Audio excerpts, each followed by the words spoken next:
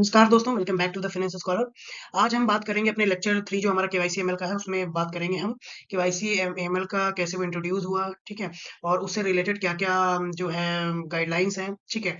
और कई सारी चीज़ें हैं जो कवर होती हैं केवाईसी के अंदर, ठीक है? वो सारी हम डिस्कस करेंगे। कस्टमर एक्सेप्टेंस पॉलिसी क्या है, मॉनिटरिंग ऑफ ट्रांजैक्शन क्या है, रिस्क मैनेजमेंट पॉलिसी क्या है, और इसके बाद हम डिस्कस करेंगे कि कौन-कौन से इससे रिलेटेड जो एफर्ट्स हैं वो इंटरनेशनल ऑर्गेनाइजेशन ने लिए हैं, आरबीआई का मास्टर सर्कुलर क्या कहता है, प्रिवेंशन ऑफ मनी लॉन्ड्रिंग को कैसे रिलेट करते हैं केवाईसी से, और लेटर ऑन हम एमसीक्यू करेंगे। फ्रेंड्स, जितने भी मेरे केवाईसी के लेक्चर्स हैं उन सब का पीडीएफ मैं आपको इस वीडियो में बता दूंगा, ठीक है? और लिंक आपको मिल जाएगा डिस्क्रिप्शन बॉक्स में, और पासवर्ड जो रहेगा मैं इस वीडियो में बता दूंगा, तो वीडियो में बने रहिएगा ताकि आपको आपका जो आईआईबीएफ सर्टिफिकेट कोर्स है, आप ये जितने भी मैंने लेक्चर दिए हुए हैं और इसमें प्रेजेंट वीडियो ट्यूटोरियल में और जो 100 एमसीक्यूज है, इतना आप करेंगे तो आपका केवाईसी इजीली निकल जाएगा। तो स्टार्ट करते हैं। तो friends, know your customer. Know your customer ये क्या है? मतलब अपने कस्टमर को जानना। तो इसका सबसे पहले ये जो हुआ था, इसका उद्गम कहाँ से हुआ था? सबसे पहले इसके लिए वियना कन्वेंशन एक 1988 में हुआ। तो उसमें क्या हुआ कि पहली बार इंटरनेशनली ये जो मनी लॉन्ड्रिंग है, ड्रग ट्रैफिकिंग है, इससे इसको कॉम्बैट करने के लिए इंटरनेशनल फोरम पे एक कन्वेंशन आया, जिसमें ये बोला गया कि भाई कुछ रूल्स होने चाहिए जिसके अकॉर्डिंग जो भी अकाउंट्स हैं वो खुलें और जो भी ट्रांजैक्शंस हैं उनको मॉनिटर किया जाए। तो वो कौन सा वियना कन्वेंशन में ये चीज लाई गई थी। तो फिर उसी के बाद क्या आया, एक इंटरनेशनल ऑर्गेनाइजेशन बनाई गई जिसका काम था जितने भी ट्रांजैक्शन है उनको रेगुलेट करना, और जो भी फिनेंस हो रहा है ना, उसमें क्या लीगैलिटी है, क्या वो रेगुलेटरी अथॉरिटी के अंडर में आते हैं या नहीं, वो सारी चीजों को देखना। तो वो जो फोर्स थी उसका नाम है फाइनेंशियल एक्शन टास्क फोर्स, जो कि फाउंड इन 1989 में, ठीक है? इसका काम था कि एक minimum set of standard set करना, ठीक है? ताकि जो भी लीगल, रेगुलेटरी और ऑपरेशनल मेजर्स हैं मनी लॉन्ड्रिंग और टेररिस्ट फाइनेंसिंग को कॉम्बैट करने के लिए, वो चीज फॉलो किए जा सकें, ठीक है? तो एक तरह से ये रूल इसने इंटरनेशनली बनाना है, तो ये बनाती है। उसके बाद जो भी अदर कंट्रीज होते हैं वो उस रूल के अकॉर्डिंग अपने जो ये जो लोकल लेवल पे जो ऑर्गेनाइजेशन होती है उस रूल के अकॉर्डिंग अपने रूल बनाती है। इसके बाद इसी के तहत basal committee on banking supervision BCBS 2001 में उन्होंने भी गाइडलाइंस इशू की, किससे रिलेटेड? कस्टमर ड्यू डिलिजेंस से रिलेटेड, कि कस्टमर का ड्यू डिलिजेंस कैसे करना है, उसका क्या प्रोसेस हो सकता है, क्या क्या मिनिमम स्टैंडर्ड फॉलो करने हैं, ये बीसीबीएस ने 2001 में दिया ताकि मनी लॉन्ड्रिंग और टेररिस्ट फाइनेंसिंग को कॉम्बैट किया जा सके, ठीक है? अब इसके बाद क्या हुआ कि रिजर्व बैंक ऑफ इंडिया अपना मास्टर सर्कुलर लेके आया केवाईसी नॉर्म्स के ऊपर और एंटी मनी लॉन्ड्रिंग स्टैंडर्ड के ऊपर, जो कि पहली बार लाया था 1 जुलाई 2005 में, ठीक है? इसमें प्रॉपरली ये चीज मेंशन था, कॉम्प्रिहेंसिव गाइडलाइंस थी कि जो भी बैंक्स हैं उनको केवाईसी पॉलिसी अपने बैंक्स में इंप्लीमेंट करनी है, जो कि अप्रूव्ड कौन करेगा? Board of director. ये क्वेश्चन भी आ जाता है। तो कौन अप्रूव करता है केवाईसी पॉलिसी को? जो बोर्ड ऑफ डायरेक्टर होते हैं उस ऑर्गेनाइजेशन के। आगे बढ़ते हैं। अब बात करते हैं की एलिमेंट ऑफ केवाईसी पॉलिसी क्या है।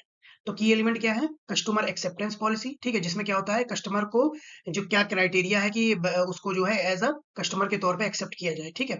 ये किस लिए किया गया? ताकि preventing the bank from onboarding high risk customer without proper checks. तो क्या होता था पहले, जो भी हाई रिस्क कस्टमर होते थे उनका प्रॉपर चेक नहीं होता था, तो फिर उनका अकाउंट खुल जाता था, बाद में फिर प्रॉब्लम होता था, बाद में फिर वो या तो फ्रॉड निकल जाता था या टेररिस्ट फाइनेंसिंग हो जाती थी। हाँ, उन सब से बचने के लिए ये हुआ कि भाई आपको ये जो है मिनिमम जो स्टैंडर्ड है उसको फॉलो करना है, आप जब भी नए कस्टमर को एनरोल कर रहे हो, तो उसको क्या बोलते हैं? Customer acceptance policy. फिर इसके बाद सेकंड क्या है?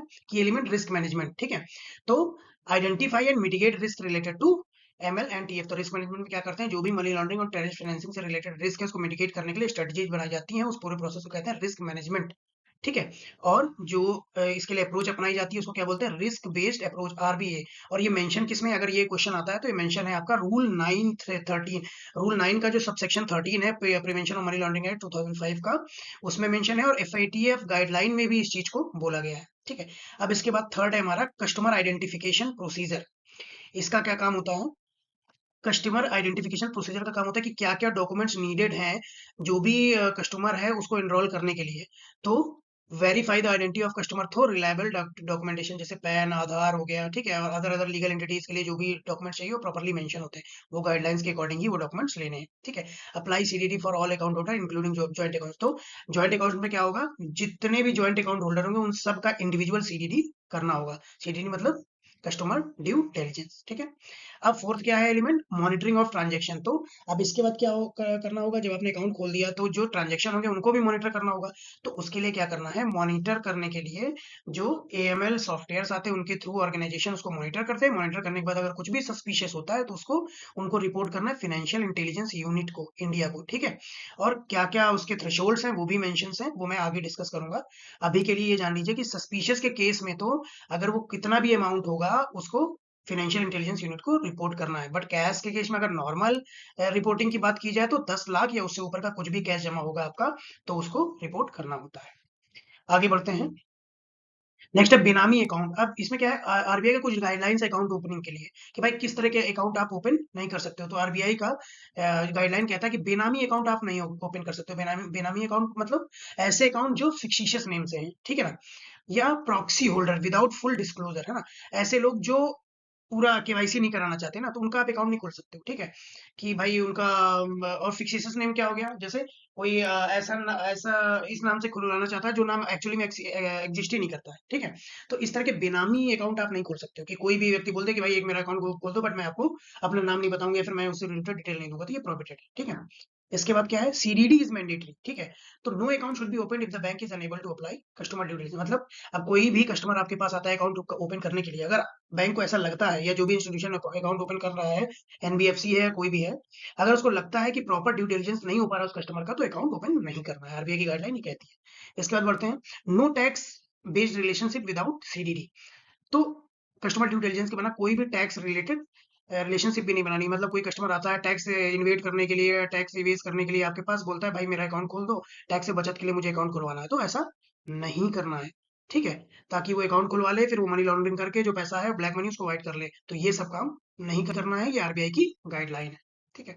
नेक्स्ट है जॉइंट अकाउंट सीडीडी, ठीक है। तो जैसे मैंने बताया जॉइंट अकाउंट में जितने भी होल्डर होंगे ना उन सबका सीडीडी करना होगा। आगे, acting on behalf of other. अब कोई व्यक्ति है जो कि जिसको पावर ऑफ अटॉर्नी दिया हुआ है, या फिर वो लीगल गार्जियन है, ठीक है, या फिर वो ट्रस्टी है, ठीक है, या बिजनेस रिप्रेजेंटेटिव है ना, और या फिर कोई गवर्नमेंट और लीगल मैंडेट दिया हुआ है उसको पेमेंट के लिए, अकाउंट सिग्नेटरी, किसी कंपनी का अकाउंट है उसमें सिग्नेटरी वही है जिसको मैंडेट दिया हुआ है, तो उस केस में भी उस व्यक्ति का प्रॉपर सीडीडी करना होगा। इसके बाद प्रोहिबिटेड एंटिटीज। तो प्रोहिबिटेड एंटिटीज कौन सा, ऐसे व्यक्ति या ऐसी ऑर्गेनाइजेशन जो कि एफआईयू की लिस्ट में, आरबीआई की लिस्ट में, export credit guarantee corporation, central bureau of investigation, ठीक है, ईओडब्ल्यू, ईडी, डीआरआई, इन सब की अगर लिस्ट में है, बैंड लिस्ट में या फिर सैंक्शन लिस्ट में, तो उनका अकाउंट नहीं ओपन करना। इसी तरह कुछ इंटरनेशनल ऑर्गेनाइजेशन भी हैं या कंट्रीज हैं जैसे यूएसए, यूके, ईयू, इन्होंने किसी को बैन कर रखा है तो उसका भी अकाउंट नहीं खुलेगा। अब यहाँ पे एक इंपॉर्टेंट क्वेश्चन है या नोट है कि ऐसा नहीं कि आप अगर अकाउंट में इतना सीरीजी कर रहे हो तो अकाउंट को इतना भी टफ नहीं बनाना है, टू रिस्ट्रिक्टिव। आरबीआई की गाइडलाइन कहती है इतना भी रिस्ट्रिक्टिव मत बनाना कि जो लोग financially and socially disadvantage group हैं उनको प्रॉब्लम हो। मतलब आपको, आप जो भी गाइडलाइन बनाओ उनसे उन्हीं को बैन या आप कंट्रोल करो जो लोग टेररिस्ट फाइनेंसिंग या मनी लॉन्ड्रिंग से रिलेटेड है। ऐसा ना हो कि इतनी टफ गाइडलाइन बना लो कि जो जो आम आदमी है उसका अकाउंट ही नहीं खुल पा रहा हो, ठीक है। अब बात करते हैं रूल 9 सबसेक्शन 11 के बारे में, जो कि प्रिवेंशन ऑफ मनी लॉन्ड्रिंग में आता है। इसमें क्या है, इसमें मेंशन है कि आप किसी भी फिक्शिशियस या एनोनिमस नेम से अकाउंट नहीं खोल सकते, जो कि आरबीआई के मास्टर सर्कुलर में भी मेंशन है। तो अगर क्वेश्चन आता है ऐसा तो किस सेक्शन में है, रूल 9 ऑफ 11 में फिक्शिशियस नेम से अकाउंट नहीं खोल सकते। अब बात करते हैं रिस्क मैनेजमेंट फ्रेमवर्क के बारे में। तो rule 913 of PML act 2005 and FATF studies a risk based approach. तो क्या है, जो prevention of money laundering act है और एफएटीएफ है, दोनों का एक तरह से कोलैबोरेशन है कि एक रिस्क बेस्ड अप्रोच को आइडेंटिफाई करने के लिए, ताकि मनी लॉन्ड्रिंग और ट्रांसपेरेंसी रिस्क से बचा जा सके। तो उसको, उसमें कौन कौन से फैक्टर्स आते हैं, तो सबसे पहला आता है कस्टमर रिस्क, ठीक है। जैसे जो हाई रिस्क कस्टमर होते हैं जैसे पॉलिटिकली एक्सपोज्ड पर्सन, ठीक है, तो उनका नेचर और बिहेवियर को पता करना, ठीक है। दूसरा डिलीवरी चैनल रिस्क, ठीक है, जैसे मोड ऑफ बैंकिंग, जैसे फेस टू फेस हो गया या ऑनलाइन हो गया। फेस टू फेस में क्या है कि सामने आके कस्टमर कर रहा है, उसमें रिस्क कम है। ऑनलाइन हो रहा है तो क्या होगा, रिस्क ज्यादा होगा। तो क्या हुआ, डिलीवरी चैनल रिस्क हो गया यहाँ पे। जैसे इंटरनेट बैंकिंग के थ्रू फ्रॉड हो जाते हैं, मोबाइल बैंकिंग के थ्रू फ्रॉड हो जाते हैं। तो इन सबको प्रिवेंट करने के लिए अलग अलग कैसे पॉलिसी बनाना है, फेस टू फेस के लिए क्या पॉलिसी बनाना है, ऑनलाइन के लिए क्या पॉलिसी बनाना है, वो सारी चीजें करना है। इसके बाद जियोग्राफिक रिस्क, ठीक है। अब जो कस्टमर है वो ऐसी जगह से ऑपरेशन कर रहा है जहाँ पे जो है रेगुलेशन ही कोई रेगुलेशन ही नहीं है, है ना, वहाँ पे मनी लॉन्ड्रिंग मनी लॉन्डर भरे हुए हैं, ठीक है? एकदम एक तरह से वो टैक्स हेवन बन चुका है उनका, ठीक है? पूरा ब्लैक मनी उधर ही जा रहा है। तो उसके लिए भी अलग-अलग पॉलिसीज़ बनाई हैं, ताकि उन कंट्रीज़ से अगर पैसा आ रहा है या जा रहा है तो उसको कैसे टैकल किया जाए, ठीक है? तो फ्रेंड ये सारी चीज़ें मैं कवर कर रहा हूँ और ये जितनी भी चीज़ें इसमें कवर्ड है, आप एक बार इसको रिवाइज़ कर लीजिएगा, पीडीएफ भी आगे मैं प्रोवाइड करूँगा उसका पासवर्ड और लिंक मैं डिस्क्रिप्शन में दे दूँगा, टेलीग्राम के लिंक पे आप जाके उसको डाउनलोड कर सकते हैं। ये बहुत ही इंपॉर्टेंट और एक-एक चीज़ को आप अगर इसमें कुछ भी नहीं समझ में आता है, वीडियो अवेलेबल रहेगा यूट्यूब में, आप उसको पॉज़ करके दोबारा से भी देख सकते हो। अब आगे बढ़ते हैं, कस्टमर रिस्क कैटेगराइज़ेशन। अब कस्टमर रिस्क कैटेगराइज़ेशन किस हिसाब से होता है? हाई रिस्क कस्टमर होता है, मीडियम रिस्क होता है, लो रिस्क होता है। हाई रिस्क में क्या-क्या आता है? पॉलिटिकली एक्सपोज्ड पर्सन, ऑफशोर जो कंपनीज़ होती हैं, सेल कंपनीज़ होती हैं, है ना? जिनका कोई फिजिकल एक्जिस्टेंस नहीं होता है, नॉन रेजिडेंस कस्टमर होते हैं, ठीक है? एनआरआई के लिए अलग से ये एनआरआई क्या होता है? हाई रिस्क कस्टमर में आता है। इसके बाद क्या हुआ? जैसे जो एफएटीएफ की ब्लैक लिस्ट में है, वो सारे हाई रिस्क कस्टमर हैं। जैसे foreign national without a verified income source, ठीक है? और वो बिज़नेस जो कैश इंटेंसिव बिज़नेस है, जैसे आपका होटल का बिज़नेस हो गया, है ना? आपका पेट्रोल पंप का बिज़नेस हो गया। ये सारी चीज़ें क्या है? कैश इंटेंसिव बिज़नेस है जो हाई रिस्क में आते हैं। फिर मीडियम रिस्क में क्या आता है? Small scale business, NGO, trust, ठीक है? एचएनआई कस्टमर जो होते हैं विदाउट बीइंग एचएनआई कस्टमर हो लेकिन पॉलिटिकली एक्सपोज्ड नहीं होना चाहिए, ठीक है? अब जैसे एग्जांपल क्या है? Freelancer with variable income, local charity with limited public अब जैसे एनजीओ खोल लिया और उसके बारे में कोई पब्लिक इन्फॉर्मेशन ज़्यादा अवेलेबल नहीं है। पैसा कहाँ से आ रहा है, कहाँ जा रहा है, उतना पता चले कि फ्रंट में तो एनजीओ का नाम है, बैक एंड से पूरा ब्लैक मनी आ रहा है, तो उसको भी मॉनिटर करना है। तो ये सारा रिस्क मैनेजमेंट में कैटेगरी के अकॉर्डिंग रूल्स रहते हैं। तो ये किसमें आएगा? मीडियम रिस्क में। अब लो रिस्क में भाई आम आदमी मैक्सिमम होते हैं, जैसे आपके सैलरी वाले, है ना? अब जैसे जो लोग बैंक्स में हैं, हम लोग, आप लोग और जो भी अदर्स सैलरी वाले बंदे हैं, ठीक है? इसके बाद कौन होते हैं? पेंशनर जो हैं, ठीक है? और ऐसे इंडिविजुअल जिनका लॉन्ग इन स्टैंडिंग बैंकिंग जैसे बैंक से काफ़ी दिन से लेन-देन है, तो वो सारे व्यक्ति आएँगे इसमें, एम्प्लॉइज़ सारे आएँगे इसमें। अब आगे बढ़ते हैं रिस्क कैटेगराइजेशन। अब बैंकिंग प्रोडक्ट के अकॉर्डिंग रिस्क कैटेगराइजेशन क्या है? तो हाई रिस्क में क्या आता है आपका? वायर ट्रांसफर, ठीक है? Anonymous prepaid card, private banking, ये सब किसमें आता है? हाई रिस्क में आता है। मीडियम रिस्क में क्या आता है? इन्वेस्टमेंट अकाउंट, जैसे आपका म्यूचुअल फंड है, इंश्योरेंस है, प्रोडक्ट्स हैं, ठीक है? वर्चुअल अकाउंट में डिजिटल वैलेट्स आपके हो गए।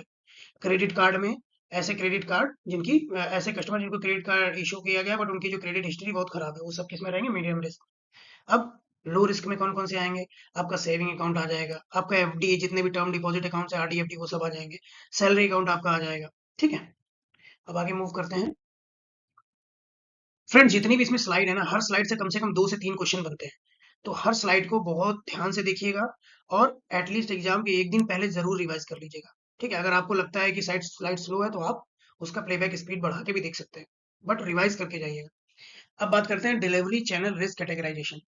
फ्रेंड्स एक रिक्वेस्ट आपसे और है कि आप लोग वीडियो लाइक करते हैं, आप लोग वीडियो देख भी रहे हैं, पसंद भी कर रहे हैं, बट कुछ लोग सब्सक्राइब नहीं कर रहे, तो आपसे रिक्वेस्ट है कि आप जितना सब्सक्राइब करेंगे मोटिवेशन मिलेगा मुझे और आगे जेआईबी, सीआईबी से रिलेटेड मटेरियल भी आने वाला है और मैं कोशिश करता हूँ कि जो भी लेटेस्ट गाइडलाइन है, उनसे रिलेटेड आपको मटेरियल दिया जाए क्योंकि देखिए, बहुत सारी चीज़ें हैं, अगर मैं चाहूँ तो लेक्चर्स को 20-20 मिनट के पार्ट में 20 वीडियो बना सकता हूँ मैं, बट मैं ये चाह रहा हूँ कि आपके पास 3 से 4 वीडियो हों जो आप देख के प्रॉपर एग्ज़ाम पास कर सको, ठीक है? तो उस हिसाब से सारी स्लाइड्स और वीडियोज़ बने हैं मेरे। तो आपसे रिक्वेस्ट है कि चैनल को ज़रूर सब्सक्राइब करिए। अब बात करते हैं डिलीवरी चैनल रिस्क कैटेगराइजेशन। तो हाई रिस्क में कौन से डिलीवरी चैनल आते हैं? जैसे non face to face transaction. Non face to face क्या हो गए आपके? जैसे ऑनलाइन अकाउंट ओपनिंग हो गई विदाउट वेरिफिकेशन, फिजिकल वेरिफिकेशन, ठीक है? करस्पॉन्डेंट बैंकिंग हो गई, ठीक है? करस्पॉन्डेंट मतलब एक बैंक दूसरे बैंक के करस्पॉन्डेंट बैंक के तौर पे काम करता है। तो कोई फॉरेन बैंक है जो हर हाई रिस्क एरिया में है ना, उसके लिए जो करस्पॉन्डेंट बैंकिंग होती है। फिर डिजिटल एंड क्रिप्टो एक्सचेंज जैसे बिटकॉइन, इथेरियम, ये सारी चीज़ें। फिर थर्ड पार्टी प्रोसेसर हो गया, ठीक है? थर्ड पार्टी प्रोसेसर में क्या हो गया? जो भी पेमेंट्स आप नॉन बैंकिंग चैनल के थ्रू करते हो, ठीक? इसके बाद आता है क्रॉस बॉर्डर वायर ट्रांसफर, जो भी आप इंटरनेशनल रेमिटेंस करते हो, ठीक है? अब नॉर्मल रेमिटेंस आप कर सकते हो, बट कुछ ऐसा रेमिटेंस है जिसका आपका मोटिव ही क्लियर नहीं है ना, अनक्लियर पर्पस है, तो वो सारे किसमें आएँगे? हाई रिस्क में, ठीक है? फिर वर्चुअल बैंक है जिनका कोई फिजिकल एक्जिस्टेंस नहीं है, फिनटेक कंपनीज़ है, सारा ऑनलाइन बैंकिंग दे रही हैं, लोन्स भी ऑनलाइन दे रही हैं, पैसा भी ऑनलाइन ट्रांसफर कर रही हैं, वो सारे हाई रिस्क में। मीडियम रिस्क में क्या हो गया? मोबाइल बैंकिंग, ठीक है? तो मोबाइल बैंकिंग के थ्रू जो भी आप ट्रांज़ैक्शन करते हो, ई-कॉमर्स वेबसाइट के थ्रू जो भी आप ट्रांज़ैक्शन करते हो, अमेज़न, फ्लिपकार्ट, ये सब है ना, आपके मीशो हो गया, आपका ब्लिंकिट, ओला। फिर एटीएम से ट्रांज़ैक्शन जो आप करते हो, ठीक? इसके बाद एजेंट बैंकिंग में आपका आ जाता है जो आप रिमोट एरिया में एजेंट्स होते हैं, जैसे आपका बैंकिंग करेस्पॉन्डेंट बीसी होता है। अब आते हैं लो रिस्क में। लो रिस्क में सिंपल जो ब्रांच में बैंकिंग होती है, वो आपकी आती है लो रिस्क में, ठीक है? फिर सैलरी और पेंशन जो डिपॉज़िट होते हैं, डायरेक्ट जो एम्प्लॉयर से आते हैं, एम्प्लॉयर अपना बल्क में सैलरी अकाउंट खुलवा देते हैं एम्प्लॉयी का, ठीक? इसके बाद यूटिलिटी बिल का जो पेमेंट्स होता है, ये सारे क्या है? लो रिस्क में है। चेक से जो ट्रांज़ैक्शन होते हैं, सब लो रिस्क। अब आगे मूव करते हैं। अब location based risk categorisation, friends इन सब में से लोकेशन बेस्ड में भी पूछ लेगा, वो क्वेश्चन पूछ लेगा कि countries under the FATF list और sanction comes under which category. ठीक है, तो वो चीज देख लीजिएगा। तो हाई रिस्क में आते हैं। तो हाई रिस्क में क्या क्या हो गया, ऐसे कंट्रीज जो हाई रिस्क जो रिस्ट्रिक्शन में, जैसे north Korea, Iran, time time पे वो एफएटीएफ उनको ब्लैक लिस्ट करे, लिस्ट ऐसे डालता रहता है। फिर कन्फ्लिक्टेड जोन, जहाँ पे वॉर चल रहा है या बहुत पॉलिटिकल इनस्टेबिलिटी है, जैसे सीरिया, अफगानिस्तान। ठीक है, इसके बाद टेररिस्ट प्रोन एरिया के जो है ना, जहाँ पे टेररिस्ट एक्टिविटी ज्यादा होती है, जैसे कुछ पार्ट ऑफ मिडिल ईस्ट है, अफ्रीकन कुछ पार्ट है। ठीक, तो ये सारे किसमें आते हैं, उन कंट्रीज से रिलेटेड अगर कुछ भी आता है तो वो पूरा हाई रिस्क में रहेगा। फिर मीडियम रिस्क में आते हैं ऐसे कंट्रीज जो डेवलपिंग कंट्रीज हैं। ठीक है, बट वहां पे क्या है कि जो एएमएल का रेगुलेशन है बट उतना स्ट्रांग नहीं है। वो लोग कोशिश कर रहे हैं फिर को गाइडलाइंस को फॉलो करने का, बट प्रॉपरली फॉलो नहीं कर रहे हैं। जैसे कुछ अफ्रीकन एशियन नेशंस है। ठीक है, तो वो सारे मीडियम रिस्क में आएंगे। ठीक है, फ्री ट्रेड जोन्स आपके हो गए, जहाँ पे ट्रेड करने के लिए रिलैक्स है, ये पैसा इधर से जा रहा है, सामान आ रहा है, ये सारी चीजें, जैसे दुबई। ठीक है, वहाँ पे इंडिविजुअल के लिए टैक्स ही नहीं है, तो ऐसी बहुत सारी चीजें हैं, direct tax, sorry income tax. अब इसके बाद लो रिस्क है, लो रिस्क में डेवलप्ड कंट्रीज आती हैं, हाँ, जहाँ पे प्रॉपर एएमएल गाइडलाइंस फॉलो होती हैं, जैसे USA, UK, Canada, other countries जो भी डेवलप है। ठीक, और गवर्नमेंट कंट्रोल सेक्टर, ऐसे सेक्टर जिनको गवर्नमेंट डायरेक्टली कंट्रोल करती है, जैसे पब्लिक सेक्टर, जैसे अपने जितने भी पब्लिक सेक्टर है।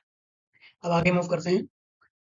Bank must periodically review customer risk categorisation based on the following. तो अब क्या है, बैंक को पीरियोडिकली रिव्यू करना चाहिए कस्टमर के रिस्क को। ऐसा नहीं कि वो हाई रिस्क में है तो हाई रिस्क में ही रहेगा, कोई लो रिस्क में है तो लो रिस्क में ही रहेगा, नहीं, एक सर्टेन टाइम है और कुछ सर्टेन इंडिकेटर्स हैं, उनके बेसिस पे हम उसको टाइम टाइम पे रिव्यू करते रहते हैं। जैसे इंडिकेटर क्या है, मान लो कस्टमर का कोई प्रोफाइल ही चेंज हो गया, मतलब कुछ पहले कुछ और काम कर रहा था, अभी ऑक्यूपेशन चेंज हो गया। ठीक है, इनकम का लेवल चेंज हो गया, पहले 50,000 कमा रहा था, अचानक से 50 लाख कमाने लगा। नेशनलिटी चेंज हो गई, इंडिया रह रहा था, फॉरेन नेशनल हो गया। ठीक है, तो ये सारी चीजें, तो भी रिस्क कैटेगराइजेशन चेंज होगा। अब unusual transaction, high value transaction, अचानक से कोई 50,000 1 लाख रुपए जिसके अकाउंट में रहते थे, अचानक से उसके में हाई वैल्यू ट्रांजेक्शन होने लगे। इसके बाद रेगुलेटरी अलर्ट, जैसे अचानक से कोई कस्टमर था, उसके एफएटीएफ या यूनियन आरबीआई या एफआईयू की लिस्ट में आ गया। ठीक है, सस्पिशियस लिस्ट में, तो उसका कैटेगराइजेशन चेंज करना पड़ेगा। फिर dormant account reactivation, long time inactive account suddenly showing high, मतलब बहुत दिन से, अभी क्या है रिसेंटली कई सारे फ्रॉड चल रहे हैं, जो लोग बैंक्स में हैं, जो लोग ये वीडियो देख रहे हैं, वो लोग जान रहे होंगे कि वो TMS alert and transaction monitoring में जो भी अलर्ट लगे हुए हैं, वहां पे ये चीज आपने नोटिस किया होगा कि डोरमेंट से एक्टिव में बहुत सारे फ्रॉड हो रहे हैं, even some of the staff are also involve.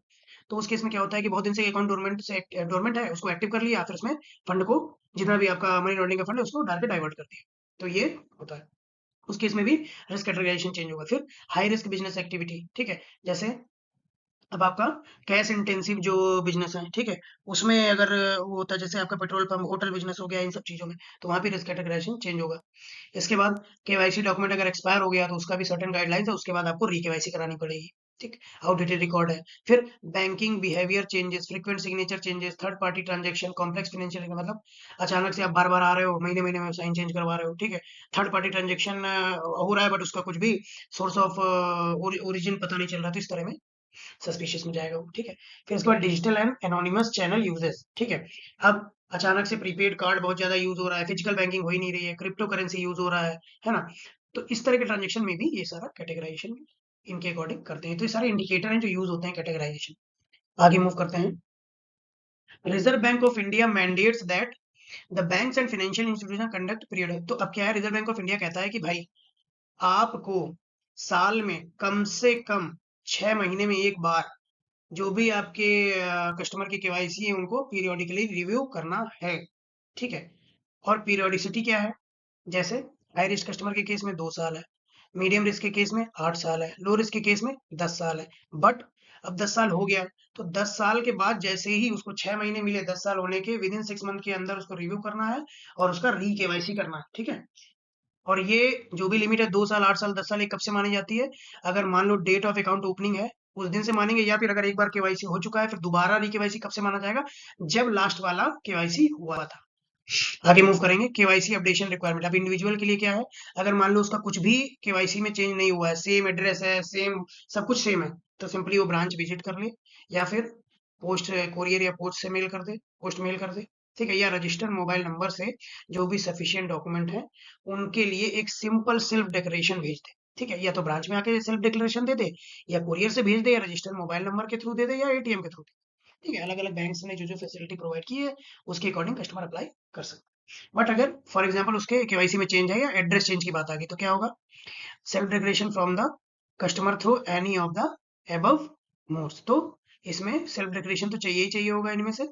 इसके बाद क्या चाहिए होगा, जो नया एड्रेस है उसको उसे 2 महीने के अंदर वेरीफाई कराना होगा। अगर वेरीफाई नहीं करता है तो फिर अकाउंट को सीडीडी करना होगा। ठीक।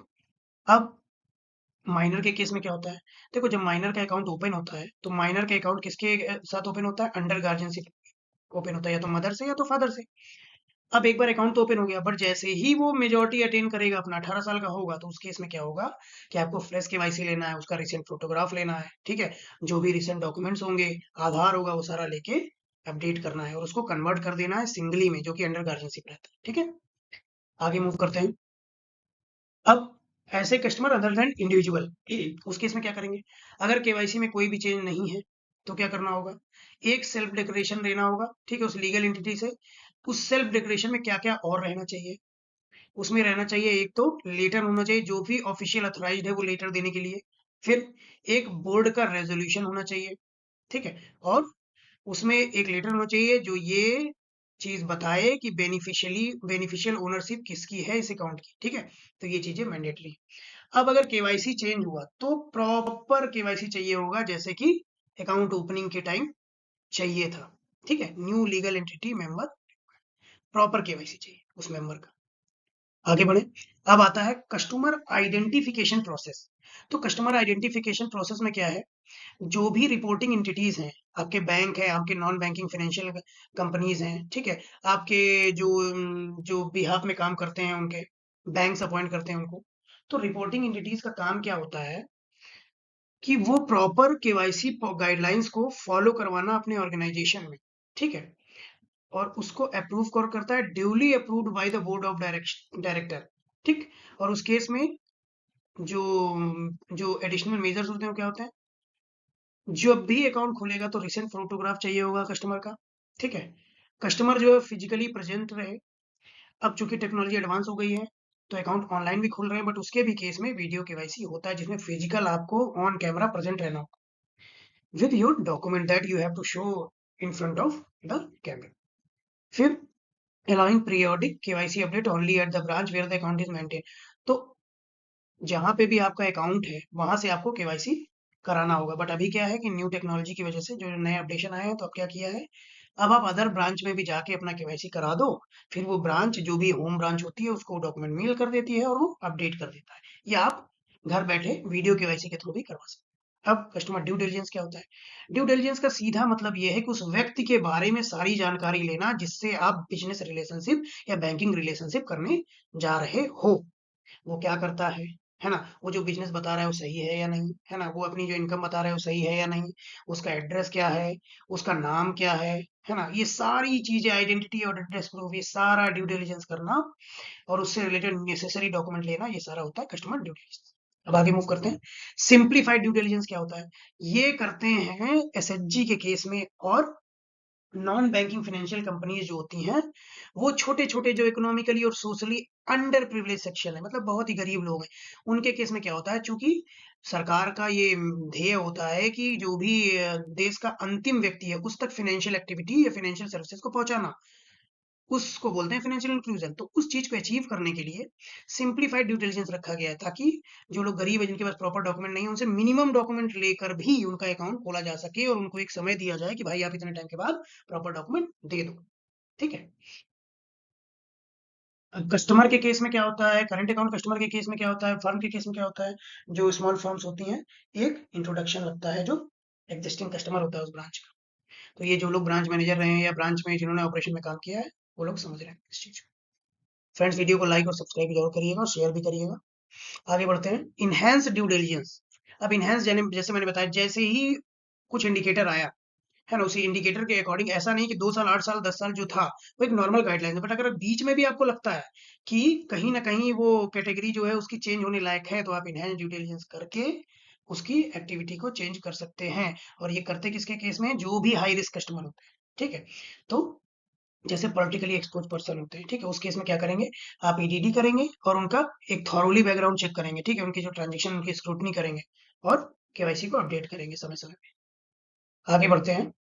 अब यूसीआईसी क्या होता है? यूनिक कस्टमर आइडेंटिफिकेशन कोड, ठीक है। तो unique code is assign to तो सिंपल प्रोसीजर ये है यूसीआईसी का कि इसमें क्या होता है, अब एक कस्टमर है, उसका आपके यहाँ लोन भी है, सेविंग अकाउंट भी है, एफडी भी है, आरडी भी है, क्रेडिट कार्ड भी है। तो बैंक क्या करता है, उसको एक यूनिक कस्टमर आइडेंटिफिकेशन नंबर दे देता है, उसी को बोलते हैं यूसीआईसी। जैसे कोई व्यक्ति है, नाम है राहुल शर्मा, ठीक है, उसका आपके यहाँ सेविंग अकाउंट है, क्रेडिट कार्ड भी है, होम लोन भी है, फिक्स डिपॉजिट है, तो उसको एक नंबर दे दिया, यूसीआईसी दिस। तो इसमें कुछ नंबर जो है वो डिनोट करेगा उसके सेविंग को, कुछ क्रेडिट कार्ड को, कुछ होम लोन को। तो इससे क्या होगा, इस नंबर से बैंक को जब भी उसका प्रोफाइल एक्सेस करना होगा तो ईजी रहेगा, नंबर डालेगा, उसको पता चल जाएगा कि इसका एनालिटिक्स क्या है। अब पैन एंड फॉर्म 60 की रिक्वायरमेंट कब है केवाईसी में? तो अगर नया अकाउंट है तो पैन जो है वो, अगर नया अकाउंट है तो चाहिए, बट कुछ सर्टेन कैटेगरीज है जिसमें उनको एग्जाम्प्ट भी किया गया है। अब मान लो कि जैसे कोई बीएसबीडी अकाउंट खोल रहा है, ठीक है, अब उसको वो बोल रहा है कि भैया हमारे पास पैन नहीं है, ठीक है, और हम जमा करेंगे 50,000 या उससे नीचे, तो आप मना नहीं कर सकते हो, आपको उसको जमा करना है, ठीक है। और अगर 50 से ऊपर भी जमा कर रहा है वो, तब भी आपको उसका आधार लेके फॉर्म 60 में इंटर करके उसको जमा करना है और उसको टाइम देना है कि भाई आप पैन अप्लाई करो, और बन के आ जाए तो वो पैन लगा देगा। तो ये किसमें लगता है? सेविंग, करंट, डिपॉजिट, सब में ही लगता है, ठीक है। और बैंक को जब भी आप देखते होंगे, आप अपने सीआरएम जो भी होता है, जो लोग फिनेकल यूज करते हैं वो सीआरएम जान रहे होंगे, तो सीआरएम में जब हम लोग आइडेंटिफिकेशन वाले टैब में पैन को एंटर करते हैं, तो क्या होता है, पैन का वेरिफिकेशन होता है। अगर पैन आपने डाला और पैन वेलिडेशन फेल हो जाता है, तो बाद में क्या होता है, बैंक चेक लगा देता है ना, एक साथ लिस्ट आ जाती है कि ये पैन है जो इनवैलिड हो गया, ठीक है। अब है एग्जिस्टिंग अकाउंट के लिए क्या करते हैं, ये तो हो गया न्यू अकाउंट के लिए। एग्जिस्टिंग अकाउंट में है कि अगर 50,000, ठीक है, एक दिन में या उससे ज्यादा आपको जमा करना है या ट्रांजेक्शन करना है, तो पैन चाहिए या फिर फॉर्म 60 चाहिए, ठीक है। और अगर आप नहीं लोगे तो फिर ट्रांजेक्शन नहीं हो पाएगा। अब तो आधार पैन को लिंक भी मैंडेटरी हो गया था, तो ये सारी चीजें हैं। आगे बढ़ते हैं। Section 194N। अभी सेक्शन 194N की वजह से क्या हो रहा है, बहुत सारे कस्टमर अनअवेयर हैं, तो क्या होता है, उनके अकाउंट से उन्होंने क्या किया, विड्रॉल कर लिया कैश में। तो उस केस में क्या होगा, पैसा 194N का एक साथ कट रहा है, साल भर का एक साथ कट जा रहा है, ठीक है। तो उसके भी कुछ रूल्स हैं। अब रूल्स क्या क्या है, बैंक, कोऑपरेटिव और पोस्ट ऑफिस में, अगर उस व्यक्ति ने लास्ट 3 साल में एक बार भी आईटीआर फाइल किया है, तो चार्ज कितना कटेगा, अप टू 1 करोड़ 2%, जो भी वो विड्रॉल करेगा उसका। और अगर आईटीआर फाइल्ड ही नहीं है 3 साल तक, तो 20 लाख से 1 करोड़ तक तो 2% कटेगा, और जैसे ही उसके ऊपर जाएगा तो 5% कटेगा। और इसमें भी एक कंडीशन है, अगर पैन कार्ड अगर उसका आधार से लिंक नहीं है और अकाउंट में भी फीड नहीं है, तो उसको सीधे 20% जाने वाला है, ठीक है। अब बात करते हैं म्यूल हंटर डॉट ए आई। तो ये आरबीआई का एक टूल है। मनी म्यूल अकाउंट जो होते हैं मेनली यूज होते हैं मनी लॉन्ड्रिंग के लिए, छोटे छोटे ट्रेंचे में उनमें पैसा जाता है, उनको ट्रैक करना इजी होता है, सॉरी टफ होता है। तो अब मैनुअली ट्रैक करना टफ हो रहा था, इसीलिए चूंकि टेक्नोलॉजी एडवांस हो रही, तो आरबीआई का अपना टूल लेके आया ताकि उनको इजीली ट्रैक किया जा सके। उसको बोलते हैं mule Hunter dot A I. Develop किसने किया है? आरबीआई का जो इनोवेशन हब है, आरबीआईएच, उसने इसको डेवलप किया है, ठीक है। अभी ये 2 पब्लिक सेक्टर बैंक में प्रेजेंटली जो है पायलट बेसिस पे चल रहा है। बहुत जल्दी ये सारे बैंक्स में इसको यूज किया जाएगा। आगे बढ़ते हैं। अब norms of determining beneficiary ownership across different entities. तो नॉर्म्स क्या क्या है कि कौन हो सकता है बेनिफिशियल ओनर। ये किसमें लिखा हुआ है, अगर क्वेश्चन आता है बेनिफिशियल ओनर की डेफिनेशन किसमें है, रूल 9 सबसेक्शन 3 में है, पीएमएल रूल 2005 में। अब कंपनी के केस में जिसका होल्डिंग 25% या उससे ज्यादा है शेयर्स में, ठीक है, इंडिविजुअल होल्डिंग ग्रेटर देन 25% और इक्वल टू ऑफ शेयर और वोटिंग राइट्स, डायरेक्टली और इनडायरेक्टली वो होगा बेनिफिशियल ओनर। और पार्टनरशिप या लिमिटेड लायबिलिटी पार्टनरशिप के केस में क्या होगा, 15% या उससे ऊपर अगर उसका कैपिटल कंट्रीब्यूशन है उस कंपनी में या प्रॉफिट में शेयर है, तो वो बेनिफिशियल ओनर होगा। अब अगर ट्रस्ट की बात करें, तो ट्रस्ट के केस में ट्रस्टी, जिसको भी सारे मेंबर्स जो है ट्रस्ट के उन्होंने मिल के बेनिफिशियल ओनर बनाया है, जिसको हम लोग ट्रस्टी बोलते हैं, वो होगा बेनिफिशियल ओनर। अब अनइनकॉर्पोरेटेड एसोसिएशन है, बॉडी ऑफ इंडिविजुअल जो होता है, उसके केस में क्या होगा, 15% से ऊपर जिसकी ओनरशिप है। Other juridical person, any person exercise ultimate effective control over the entity affair. अब आगे बढ़ते हैं। की कंसिडरेशन इन डिटर्मिनेशन। अब मान लो कि कोई भी व्यक्ति अगर ये बेनिफिशियल ओनरशिप का जो थ्रेशोल्ड है उसको मीट नहीं करता है, तो जो सीनियर मैनेजिंग ऑफिशियल होगा उस कंपनी का, ठीक है, उस एंटिटी का, उसको मान लेंगे बेनिफिशियल ओनर। ठीक है, the entity must identify and verify the beneficial owner as part of the customer due diligence requirement. तो कंपनी के केस में फिर उसका कस्टमर ड्यू डिलिजेंस करना होगा। ठीक, अब बात करते हैं stages of customer identification in KYC process. तो स्टेज क्या क्या है? तो सबसे पहला स्टेज होता है इनिशियल आइडेंटिफिकेशन, जिसको बोलते हैं ऑन बोर्डिंग स्टेज। तो क्वेश्चन आ जाता है कि which is the first stage. और उसमें होता क्या है ना कि अभी जो आईबीएफ में जितने भी एएमएल केवाईसी क्वेश्चन आते हैं ना, वो सारे सिंपल क्वेश्चन होते हैं, बट उनको क्या है लेंदी तरीके से दिया जाता है, ताकि आपको वो दे देगा first second third option, first second option, all of the above, तो ताकि आपको लेंदी लगे पढ़ने में। तो क्या है, आप आराम से उसको पढ़िए, क्वेश्चन सिंपल है, और जितने भी पॉइंट्स बताए जा रहे हैं उन सब का मतलब वही होता है। बस क्या है, उसको थोड़ा लेंदी तरीके से या केस स्टडी के तरीके से लिख दिया गया है, ताकि वो आपको पढ़ने में टफ लगे। बस इतना अंतर है। अब बढ़ते हैं initial identification on boarding stage में क्या है, परफॉर्म। तो ये कब होता है, जब कस्टमर अकाउंट ओपन करने आता है। ठीक है, तो वो होती है हमारी ऑन बोर्डिंग स्टेज, पहला इंटरेक्शन। उसमें ओवीडी क्या लेते हैं, ऑफिशियल वैलिड डॉक्यूमेंट कौन से होते हैं, पैन होता है, आधार होता है, पासपोर्ट होता है, वोटर आईडी होता है, ये इंडिविजुअल के केस में। ठीक है, उसमें हम क्या करते हैं, कस्टमर का name, address, date of birth, photograph, ये सब वेरीफाई करते हैं। ठीक। अब क्या होता है, नेक्स्ट होती है ऑन गोइंग ड्यू डिलिजेंस, जिसको बोलते हैं मॉनिटरिंग स्टेज। इस केस में क्या होता है, कस्टमर का अकाउंट ओपन हो गया, अब क्या होगा कि वो ट्रांजेक्शन करने लगा, तो अगर उस ट्रांजेक्शन में कोई सस्पिशियस एक्टिविटी हो रही है तो उसको भी तो मॉनिटर करना है। तो ये होती है हमारी मॉनिटरिंग स्टेज। उस केस में पीरियोडिकली केवाईसी अपडेट किया जाता है, और रिस्क कैटेगरी को भी डिफाइन किया जाता है कि हाई रिस्क कस्टमर है, हाई रिस्क कस्टमर के केस में ज्यादा जल्दी अपडेट किया जाएगा, और लो रिस्क मीडियम के में एक रेगुलर इंटरवल थोड़ा टाइम लेगा। जो मैंने अभी पहले बताया आपको, 10 साल, 8 साल, 2 साल, उस तरह। इनहेंस डिलीजेंस किसके केस में होता है, क्वेश्चन आ जाता है। इनहेंस डिलीजेंस किस कस्टमर का होता है, किस कैटेगरी के, तो हाई रिस्क कैटेगरी। ठीक है, और वो आपका कभी भी जब भी डाउट लगता है तो जो भी ऑर्गेनाइजेशन है जहाँ पे उसका अकाउंट है वो कर सकते हैं। उस केस में डेप्थ वेरिफिकेशन होता है, एडिशनल डॉक्यूमेंट भी लिया जाता है, जरूरत होती है, और क्लोजर मॉनिटरिंग यानी मॉनिटरिंग बढ़ा दी जाती है। फिर फोर्थ क्या है, पीरियोडिकल केवाईसी रिन्यूअल एंड रिवर्सिफिकेशन। ठीक है, तो कस्टमर का पीरियोडिकली रिव्यू किया जाता है, 2 साल, 8 साल, 10 साल। अभी प्रेजेंट में गाइडलाइन है, इसको चेंज भी कर सकता है आरबीआई, उसके ऊपर है, प्रेजेंट में गाइडलाइंस। अब ट्रिगर इवेंट क्या होते हैं, ट्रिगर इवेंट का मतलब क्या होता है कि ऐसे इवेंट जो ये बता रहे हैं कि कुछ तो चेंज हुआ है कस्टमर की प्रोफाइल में, जैसे उसका एड्रेस चेंज हो गया। ठीक है, या ट्रांजेक्शन पैटर्न अलग सा हो गया, रोज उसके में 1 लाख रुपए, 1.5 लाख रुपए डिफरेंट डिफरेंट ट्रांचे में आ रहा है, और पूरा निकल जा रहा है, at the end of the day zero balance हो जा रहा है, या फिर बहुत माइनर अमाउंट बच रहा है। ठीक है, तो उस केस में वापस से रिकेवाईसी करना होगा, अलर्ट जनरेट हो जाएगा उस केस में। अब बात आती है ओवीडी, ऑफिशियली वैलिड डॉक्यूमेंट्स क्या क्या होते हैं।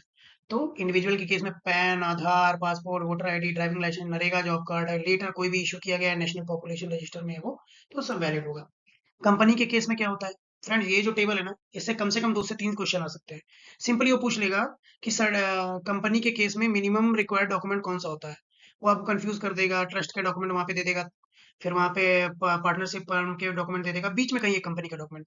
तो ये सारा टेबल देख। तो कंपनी के लिए certificate of incorporation, memorandum and article of association, pan, board resolution, authorised signature. Friends मैंने इसका पीडीएफ भी डिस्क्रिप्शन में दे दूंगा।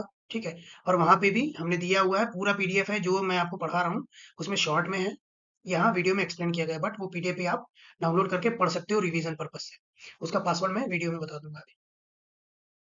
अब ट्रस्ट के लिए क्या होता है, ट्रस्ट डीड होती है, रजिस्ट्रेशन सर्टिफिकेट चाहिए होता है, पैन चाहिए होता है ट्रस्टी का, रेजोल्यूशन एक चाहिए होता है, जो भी ट्रस्ट मेंबर्स होते हैं कि यही है ट्रस्टी, उसके लिए ऑथराइज सिग्नेटरी का केवाईसी चाहिए होता है। लिमिटेड लायबिलिटी पार्टनरशिप के केस में क्या होता है, एलएलपी का एग्रीमेंट चाहिए होगा, सर्टिफिकेट इनकॉर्पोरेशन चाहिए होगा, पैन, पार्टनर्स का KYC, resolution of authorise signatory. फिर पार्टनरशिप फर्म के केस में क्या होगा, पार्टनरशिप डीड चाहिए होगी, रजिस्ट्रेशन सर्टिफिकेट चाहिए होगा, इन केस मैंडेटरी नहीं है रजिस्ट्रेशन सर्टिफिकेट।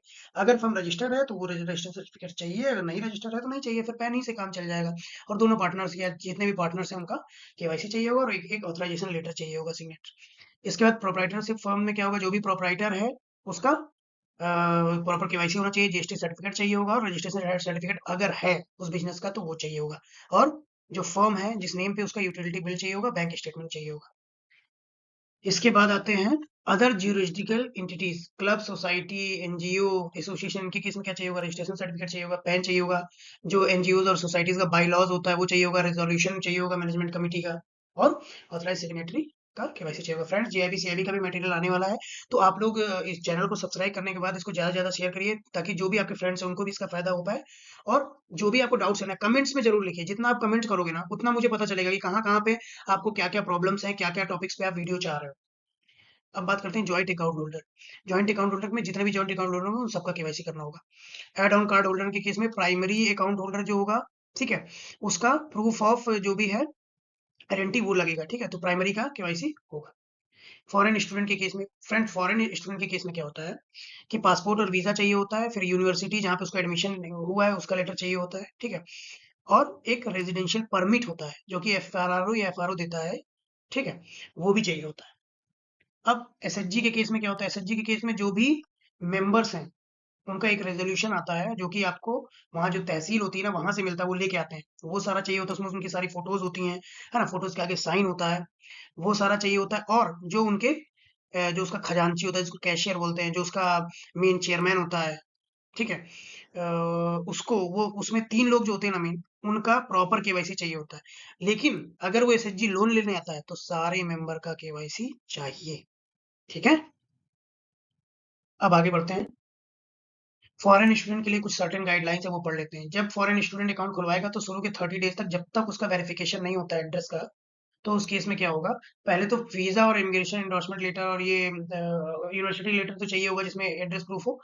और जब तक उसका 30 डेज तक एड्रेस वेरिफिकेशन नहीं होता है अकाउंट ओपनिंग से, तो वो क्या कर सकता है, उसको जो मैक्सिमम इनवर्ड रेमिटेंस लिमिट है वो $1000 है, और cash withdrawal limit 50,000 per month है। ये रेस्ट्रिक्शन है 30 डेज तक। और जैसे ही उसका वेरिफिकेशन हो जाएगा वो नॉर्मली उसको यूज कर सकता है, जो कि नॉर्मल गाइडलाइंस है एनआरओ अकाउंट की, ठीक है। अब स्पेशल केस है पाकिस्तान और बांग्लादेश के, अगर स्टूडेंट है तो उस केस में आरबीआई का प्रायर अप्रूवल चाहिए होगा अकाउंट ओपनिंग करने से पहले। अब आगे मूव करेंगे पर्दा नशी लेडी। फ्रेंड्स, आप में से जितने लोगों ने रूरल एरिया में काम किया है, खासकर ऐसे एरिया जहाँ पे मुस्लिम पॉपुलेशन होती है, तो वहाँ पे क्या होता है, अब ऐसा नहीं कि मुस्लिम पॉपुलेशन में ही पर्दा नशी लेडी होती है, हिंदू पॉपुलेशन में भी होती है, बट यूजुअली मैक्सिमम पर्दा नशी से लोग वो समझते हैं। तो उस केस में क्या होता है कि जो कुछ सोशल नॉर्म्स होते हैं उनके वजह से वो लोग चेहरा नहीं दिखाना चाहते। तो उस केस में क्या है कि आरबीआई की गाइडलाइन है कि उनका जो फैमिली मेंबर है, हस्बैंड हो, सन हो, या फिर कोई क्लोज रिलेटिव हो, वो साथ में आए, ठीक है, और वो बैंक ऑफिशियल उसको प्रॉपरली जानते होना चाहिए, उसको पता हो कि हाँ ये इनका हस्बैंड है, ठीक है, मतलब एक प्रॉपर होना चाहिए, और उसको वेरीफाई करे, और वो उसको चेहरा देख के वेरीफाई करे, और अगर ब्रांच में फीमेल मेंबर है तो वो भी उसको जाके वेरीफाई करे। ये प्रोसेस होता है। आप फोर्स नहीं कर सकते उसको कि भैया तुम हमारा चेहरा दिखाओ तभी हम अकाउंट खोलेंगे, ऐसा नहीं है। आप उसके हस्बैंड को बुला के, उसके सन को बुला के, क्लोज रिलेटिव को बुला के उसकी आइडेंटिटी वेरीफाई कर सकते हो। हाँ, आप उससे फोटो मांग सकते हो, ठीक है, अदर डॉक्यूमेंट, सारे डॉक्यूमेंट दें। तो ये सारा ये रूल है आपका पर्दा नशी लेडी के लिए। अब इलिटरेट पर्सन के केस में क्या होता है, इसके केस में आपको थंब इम्प्रेशन लेना है इलिटरेट पर्सन का, बायोमेट्रिक वेरिफिकेशन हो रहा है तो वो करना है, और ये किसके प्रेजेंस में होना चाहिए, बैंक ऑफिशियल के प्रेजेंस में होना चाहिए, फोटोग्राफ भी चाहिए, ठीक है। और जो इलिटरेट पर्सन है उसको आपको जो भी बैंकिंग टर्म्स एंड कंडीशन है वो उसकी लैंग्वेज में एक्सप्लेन करना है, जो वो लैंग्वेज समझता है, यानी जिस भी एरिया में आप काम कर रहे हो। अब पता चले आप ऐसे एरिया में हो जहाँ के लोग हिंदी जानते ही नहीं है, तो आप हिंदी में नहीं उसकी लोकल लैंग्वेज में बताओ ये चीजें, ठीक है। और द अकाउंट में be operated through thumb impression से ऑपरेट कर सकता है। नेक्स्ट है ब्लाइंड पर्सन। ब्लाइंड पर्सन के केस में क्या होगा, ब्लाइंड पर्सन के केस में ब्रेल ऑडियो या जो भी उसकी फॉर्मेट है जिसमें ब्लाइंड पर्सन अंडरस्टैंड करता है, उस फॉर्मेट में आपको उसको इन्फॉर्म करना है। और अगर ब्लाइंड पर्सन चाहे तो वो अपने फैमिली मेंबर या कोई ट्रस्टेड फ्रेंड की हेल्प ले सकता है चीज़ों को वेरीफाई करने के लिए, और in at the time of transaction भी वो हेल्प ले सकता है। ओपनिंग के टाइम वो अपना प्रॉपर आधार देगा, पैन देगा, प्रूफ ऑफ एड्रेस देगा, और साइन करेगा। अगर वो साइन नहीं कर सकता है तो उसको भी आप थंब इम्प्रेशन लेके प्रॉपर उसकी लैंग्वेज में जो भाषा समझता है उसको भी एक्सप्लेन करेंगे। नेक्स्ट है अब अकाउंट्स। स्मॉल अकाउंट क्या होता है, स्मॉल अकाउंट में जो छोटे जो लेबर्स होते हैं बाहर काम करने के लिए जाते हैं, जो रियल एस्टेट में काम करने के लिए चले गए दूर दूर से, तो उनको टेम्परेरी अकाउंट की जरूरत होती है। तो उस केस में क्या करते हैं वो लोग, स्मॉल अकाउंट खुलाते हैं, उनके पास पूरे प्रॉपर डॉक्यूमेंट्स होते नहीं, ओवीटी डॉक्यूमेंट। तो वो क्या करते हैं, एक सेल्फ अटेस्टेड फोटोग्राफ देते हैं, थंब इम्प्रेशन लगाते हैं और एक डिक्लेरेशन देके उनका अकाउंट खुल जाता है। उसमें क्या होता है, जो मैक्सिमम बैलेंस वो किसी भी टाइम एट अ टाइम रख सकते हैं 50,000, और इन अ ईयर जो मैक्सिमम क्रेडिट आ सकता है टोटल वो 1 लाख आ सकता है। और जो मैक्सिमम विड्रॉल एक बार में पर मंथ वो कर सकते हैं, चाहे एक बार में कर लें चाहे पर मंथ कर लें डिफरेंट ट्रांचे में, वो है 10,000 रुपए। और ये अकाउंट उनका 12 महीने के लिए वैलिड होता है। इसके बाद उनको डॉक्यूमेंट्स देने होते हैं प्रॉपर, और अगर नहीं अवेलेबल हो पा रहे तो वो डिक्लेरेशन देके 12 महीने के लिए और एक्सटेंड कर सकते हैं। इसमें क्या होता है, लिमिटेड बैंकिंग फैसिलिटी होती है और फॉरेन एमिटेंस ये सब अलाउ नहीं होता है। दूसरा account open through OTP based e KYC. अब ओटीपी बेस्ड ई केवाईसी वाले अकाउंट में क्या होगा, मैक्सिमम बैलेंस कितना है allowed at A time, 1 lakh तक रख सकते हो। स्मॉल में क्या था, 50,000 था। क्रेडिट इसमें कितना आ सकता है, 2 लाख आ सकता है। और इस वाले में 60,000 तक का टर्म लोन भी अवेल कर सकते हैं। ठीक है, और फुल केवाईसी करानी होगी 1 साल के भीतर।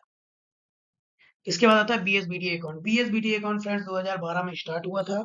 ठीक है, और जो जनधन अकाउंट हमारे खुले वो भी सब बीएसबीडी अकाउंट है। ये सिंपली एक तरह का, इसको आप सेविंग अकाउंट ही समझिए। बस अंतर सिर्फ इतना है कि इसमें आपको मिनिमम बैलेंस की कोई भी रिस्ट्रिक्शन नहीं होती है, या मैक्सिमम नहीं, मिनिमम होगा, सॉरी करेक्ट कर लीजिएगा। ठीक है, मैक्सिमम भी एक्चुअली कुछ भी रिस्ट्रिक्शन नहीं है, बट यहाँ पे मिनिमम होना चाहिए। सारी बैंकिंग सर्विसेज को फ्री मिलती है, एटीएम चाहे रुपये डेबिट कार्ड उसको मिल जाता है, फ्री ट्रांजेक्शन है, कोई चार्ज नहीं। अब बात आती है सी केवाईसी आर। तो केवाईसी रिकॉर्ड्स को संभाल के रखने के लिए भी एक सेंट्रल एजेंसी बनानी थी जहाँ पे सारे रिकॉर्ड फेच किए जा सके। अभी क्या है, अगर आपका एक बार केवाईसी हो गया एक जगह और सी केवाईसी नंबर जनरेट हो गया, तो आप चाहे जहां जाके अकाउंट खुलाओ, आप क्रेडिट कार्ड लो, आप लोन लो, वो ऑर्गेनाइजेशन आपका डेटा सी केवाईसी नंबर के थ्रू फेच कर ले। तो सी केवाईसी का सेंट्रल केवाईसी रिकॉर्ड रजिस्ट्री। इसका इसका इसको इंट्रोड्यूस कैसे किया गया, 2016 में इंट्रोड्यूस किया गया under the framework of prevention of money laundering act. ठीक है, इसका फंक्शन क्या होता है, ये एक तरह की सेंट्रल रिपोजिटरी होती है जिसमें कस्टमर के सारे केवाईसी रिकॉर्ड्स क्या होते हैं, वो मेंटेन रहते हैं। ठीक है, और इसका काम होता है कि जो भी ट्रांसपेरेंसी है, यूनिफॉर्मिटी है कस्टमर आइडेंटिफिकेशन की, उसको मेंटेन रखे। ठीक है, अब ये रेगुलेटरी रिक्वायरमेंट क्या क्या रहती है इसकी। ठीक है, बैंक ऑफिशियल या फाइनेंशियल इंस्टीट्यूशन जो भी होते हैं उनको with in a time limit KYC record, जैसे आज अकाउंट ओपन हुआ तो 3 दिन के अंदर उसका सी केवाईसी करना ही करना है। ये लेटेस्ट गाइडलाइन है, अर्ली ये 7 डेज था, अभी 3 डेज है। ठीक है, अब unique KYC identification number is assigned to, अब इसी केस में जैसे ही उसका सी केवाईसी होता है उसको एक यूनिक सी केवाईसी नंबर मिल जाता है। ठीक, इसके बाद बात करते हैं डेजिग्नेटेड डायरेक्टर के बारे में। अलग अलग जो एंटिटीज हैं उनके डेजिग्नेटेड डायरेक्टर को क्या क्या बोलते हैं। जैसे कंपनी के केस में क्या होता है, मैनेजिंग डायरेक्टर या होल टाइम डायरेक्टर होता है। पार्टनरशिप फर्म में मैनेजिंग पार्टनर होता है। प्रोपराइटरशिप में प्रोपराइटर होता है। ट्रस्ट में क्या, ट्रस्ट वाले को क्या बोलते हैं, मैनेजिंग ट्रस्टी। एलएलपी में डेजिग्नेटेड पार्टनर। कोऑपरेटिव सोसाइटी में चेयरमैन और सीईओ। ओके, बैंकिंग में एग्जीक्यूटिव डायरेक्टर, ईडी और एमडी एंड सीईओ, ये सब डेजिग्नेटेड डायरेक्टर्स होते हैं। इंश्योरेंस कंपनी में सीईओ और होल टाइम डायरेक्टर, और stock broker mutual fund NBFC में कंप्लायंस हेड और होल टाइम डायरेक्टर। फ्रेंड्स, जो पीडीएफ प्रोवाइड करने वाले हैं उसमें जो आपका पासवर्ड रहेगा वो रहेगा टीएफएस केवाईसी। ओके, तो वो पासवर्ड प्रोटेक्टेड रहेगी। टेलीग्राम लिंक पे जाकर आप उसको डाउनलोड कर लीजिएगा और उसको भी देख लीजिएगा। आगे बढ़ते हैं। Under section 12 of PMLA 2002 banks financial institution must. तो सेक्शन 12 जो है वो पीएमएलए एक्ट 2002 का क्या बोलता है कि जितने भी फाइनेंशियल इंस्टीट्यूशन और इंटरमीडिएटरीज हैं उनको जितने भी ट्रांजेक्शन होते हैं उसका प्रॉपर रिकॉर्ड मेंटेन करना है। ठीक है, और टाइम टाइम पे उसको रिपोर्ट भी करना है। जैसे सस्पिशियस ट्रांजैक्शन रिपोर्ट तो डेली रिपोर्ट जाता है, जो भी सस्पिशियस ट्रांजैक्शन होता है। सीटीआर क्या होता है, जो कैश ट्रांजैक्शन रिपोर्ट होता है वो 10 लाख से ऊपर या 10 लाख का भेजते हैं हम। ठीक है, और वो 15th of the succeeding month जाता है। ऐसे ही क्रॉस वायर ट्रांसफर का भी जाता है। ये सारा मैंने डिटेल दिया हुआ है, जो मेरा केवाईसी का फर्स्ट लेक्चर है उसमें इन सब का कैटेगराइजेशन दिया हुआ था कब कब जाता है, जो एंटी मनी लॉन्ड्रिंग वाला लेक्चर है, तो उसको भी देख लीजिएगा आप लोग। तो ये 3 लेक्चर है, उनको जरूर देखिएगा। Store records for at least 5 year. तो ये क्वेश्चन आता है कि कब तक ट्रांजेक्शन का रिकॉर्ड या केवाईसी का रिकॉर्ड मेंटेन करना होता है, तो एज पर गाइडलाइन जो पीएमएलए एक्ट बोलता है एटलीस्ट 5 साल तक करना है। ठीक है, और compliance, ensure compliance to avoid penalty. अगर कंप्लायंस नहीं होगा तो आरबीआई पेनल्टी लगा देगा। अब रिपोर्टिंग एंटिटी क्या है? रिपोर्टिंग एंटिटी को मेंशन किया गया है सेक्शन 2A में पीएमएलए एक्ट 2002 में, ठीक है? इसमें कौन आता है? Bank, financial institution, intermediaries, intermediate मतलब जो स्टॉक ब्रोकर होते हैं, ठीक है? Businesses, casino, real estate agent, इनका काम क्या है? रिस्पॉन्सिबिलिटीज क्या है? रिकॉर्ड मेंटेन करना, STR, suspicious transaction report, cash transaction report, और इनको किसको भेजना है? इसको भेजना है फाइनेंशियल इंटेलिजेंस यूनिट को, ठीक है? इंप्लीमेंटिंग केवाईसी सीडीडी नॉर्म्स, अपने बोर्ड ऑफ डायरेक्टर से अप्रूव पॉलिसी को उसको इम्प्लीमेंट करना है। इसके बाद सस्पिशियस ट्रांजैक्शन रिपोर्ट को मेंटेन करना है, और एक डेजिग्नेटेड डायरेक्टर ऑफ कंप्लायंस और प्रिंसिपल ऑफिसर इसको अपॉइंट करना है अपने ऑर्गेनाइजेशन में। ये सेक्शन 2A बोलता है। अब आगे बढ़ते हैं। प्रिंसिपल ऑफिसर क्या होता है? प्रिंसिपल ऑफिसर मेंशन है रूल 7 जो है पीएमएलए रूल्स का, prevention of money laundering act का, उसमें डेफिनेशन दिया हुआ है कि कोई भी सीनियर ऑफिसर जो डे टू डे एएमएल का कंप्लायंस देखेगा उसको बोलेंगे प्रिंसिपल ऑफिसर। इसको अपॉइंट कौन करता है? रिपोर्टिंग एंटिटी अपॉइंट करती है। काम होता है इसका उसका रिपोर्ट बनाना, सब्सिस्टेंट ट्रांजैक्शन का मॉनिटर करना, उसको रिपोर्ट करना एफआईयू इंडिया को, ठीक है? और जो भी रेगुलेटरी अथॉरिटीज हैं, आरबीआई, सेबी, इनसे लाइसेंस बना के रखना, और टाइम टाइम पे जो भी अपडेट्स आ रहे हैं एमएल और केवाईसी से उसको कोऑर्डिनेट करना। इसके बाद आता है डेजिग्नेट डायरेक्टर। ये rule 2BA of PMLA rules 2005 में मेंटेन है। डेफिनेशन क्या है? Top management responsible for overall. तो इसमें जो भी टॉप मैनेजमेंट होता है उसके लिए रिस्पॉन्सिबल होता है वो डेजिग्नेटेड डायरेक्टर होता है, जैसे managing director. Responsibilities, FIU India को कॉम्प्लायंस देना पीएमएलए एक्ट के थ्रू, मतलब देना नहीं होता, देता प्रिंसिपल ऑफिसर है, बस प्रॉपर्ली जा रहा है या नहीं जा रहा है उस सारा का मॉनिटरिंग एक तरह से ही करता है। और इनका काम होता है प्रिंसिपल ऑफिसर को अपॉइंट करना और एमएल पॉलिसी और रिस्क असेसमेंट प्रॉपर्ली उसको असेस करना। अब फ्रेंड्स कुछ एमसीक्यूज हैं जो इससे रिलेटेड है। टॉप एमसीक्यू मैंने इसमें रखे हुए हैं, 5 एमसीक्यूज हैं। फ्रेंड्स जो पीडीएफ का पासवर्ड है मैंने ऑलरेडी आपको वीडियो में बताया हुआ है, तो आप चेक कर लीजिएगा, इसी वीडियो में मैंने बताया, तो वो टेलीग्राम से डाउनलोड कर लीजिएगा। अब इसमें आपको 100 एमसीक्यू का भी मैंने दिया हुआ है, एक वीडियो है, उसको भी देख लीजिएगा, सारी पीडीएफ आपको अवेलेबल हो जाएगी। पहला क्वेश्चन है, which of the following is not a factor that impact money laundering terrorist financing? तो customer risk, delivery channel risk, geographical risk, transaction volume risk, customer behaviour risk. तो सही आंसर कौन सा है? Transaction volume risk. Which of the following banking products would be categorized as high risk according to the risk categorization of banking products? तो credit card issued to customer with poor credit history is the right answer. आगे move करते हैं। Which of the following action is required if a customer risk categorization is flagged as high risk? तो क्या करेंगे जब भी वो customer जो है मान लो मीडियम में था, वो हाई रिस्क में जा रहा है, तो उसको ईडीडी करेंगे। So A is the right answer. फिर under the provision of section 194 and if an individual withdraw exceed ₹1 crore but has not filed income tax return for last 3 years, what is the applicable tax? Tax is 5%। Last है, which of the following is true regarding the KYC norms for foreign student opening a bank account? तो inward remittance is restricted to $1000 और equivalent during the initial 30 days after the account. तो friends इस video में इतना ही।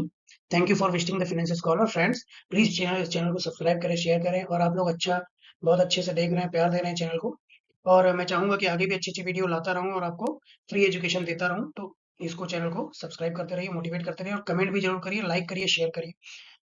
Thank you friends.